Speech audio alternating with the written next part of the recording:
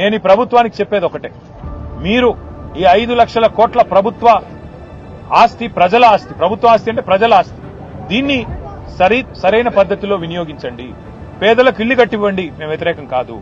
ఈ భూములు వెనక్కి తీసుకోండి, కావాలంటే 50%, 60% వెనక్కి తీసుకోండి. గ్రీన్ ఇండస్ట్రీలు పెట్టండి, మేము వ్యతిరేకించట్లేదు. అట్లాగే ఐటీ పార్కులు పెట్టండి, మేము వ్యతిరేకించట్లేదు. కానీ పారిశ్రామికవేత్తలకు అడ్డికి పావుషేరుకు రాసిస్తాం. మీరు ఇష్టం ఉన్న అపార్ట్మెంట్లు కట్టుకోండి, మాల్స్ కట్టుకోండి, మీరు ఎంజాయ్ చేయండి. ప్రజల సొమ్మును మీరు అత్త సొమ్ము అల్లుడు దానం అన్నట్టు మేము దానం చేస్తాము, మీరు అమ్ముకోండి, ఇష్టం ఉన్నట్టు చేసుకోండి అంటే బీఆర్ఎస్ చూస్తూ ఊరుకోదు. నేను పారిశ్రామికవేత్తలు కూడా చెప్తా ఉన్నా, మీరు ఈ ప్రభుత్వం ఇచ్చే ఆషాఢపు సేల్ ఆఫర్ లాంటి ఆఫర్లు తీసుకొని మీరు 4 డబ్బులు కట్టి ఇది మాది అయిపోతుంది అని మీరు అనుకుంటే మీరు పప్పులో కాలేస్తున్నారు.